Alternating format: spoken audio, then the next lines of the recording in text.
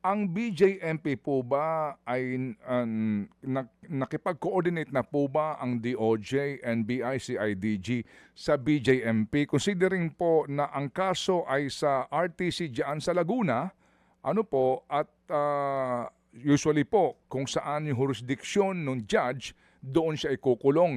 Dito po sa BJMP Laguna? So far, for that case, sir, wala pa naman pong coordination na ginagawa sa amin ng NBI or DOJ.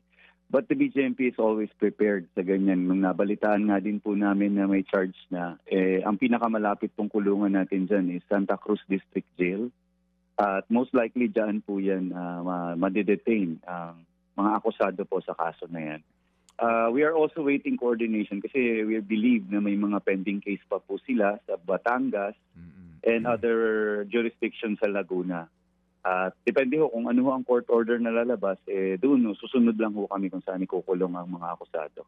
Mga kapatid, brothers and sisters, saan ka pa? Dito na tayo sa totoo. Dito na tayo sa True FM. Mga kapatid, mag-subscribe and follow po kayo sa social media accounts ng True Network PH. Yan po kami, hanapin nyo lang True Network PH, Facebook, Instagram, YouTube, TikTok, and podcast.